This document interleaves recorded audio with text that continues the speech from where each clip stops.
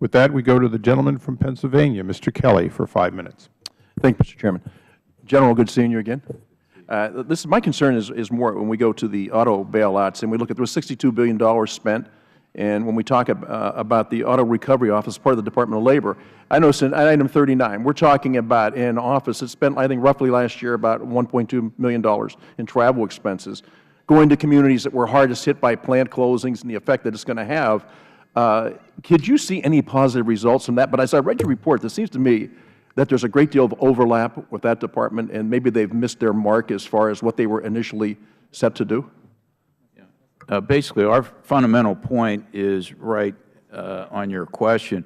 We have asked them to provide justification for what they think that they've done in order to promote effectiveness, because when we went out and talked to communities, many of them got help but pointed to other parts of the Federal Government for that they got assistance from. And so our fundamental question is either for the office to produce some tangible, concrete examples of exactly how they've improved their effectiveness, or those funds could be better spent perhaps going to departments that are providing direct assistance to the communities. Yeah, because it seems there's an awful lot of duplication there and a lot of just back and forth on things that didn't really accomplish anything. And I'm greatly concerned now because as we talk about the auto bailouts, and I don't think this is a time to take a victory lap.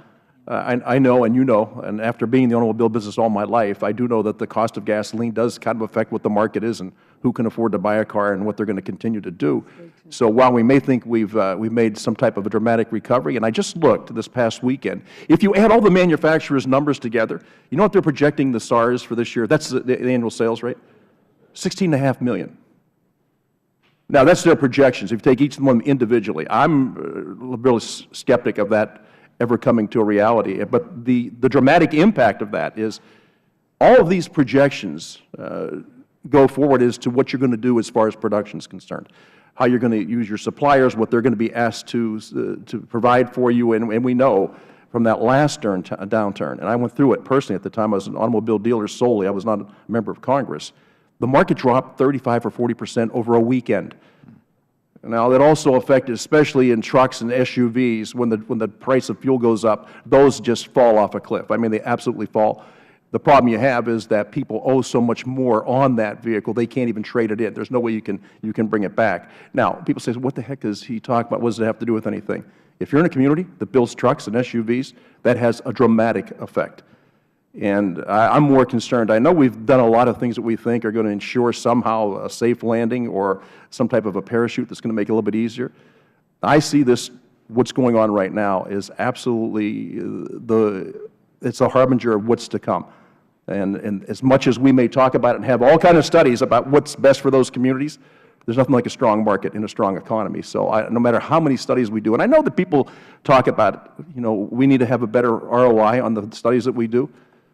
But the truth of the matter is, the shareholders don't have a vote in this. The stakeholders don't have a vote in this. We just tax them and take their revenue, and we decide where to spend it. So as much as we'd like to see it spent better, and I am not one that will stay up all night reading the report. I read some parts of it that are really affect me. But I'll tell you what, you've done a wonderful job on it. I appreciate what you're doing, and I wish we could incorporate much more quickly those ideas that you have and those fixes to it.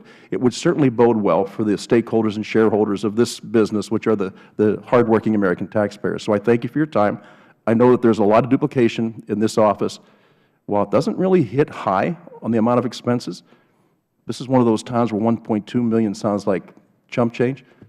But when it comes out of your pocket after working all week, it's a great deal of money. So thanks. Keep up the good work, and we'll try to work with you and get to some answers in this. But thank you, gentlemen. Would the gentleman yield?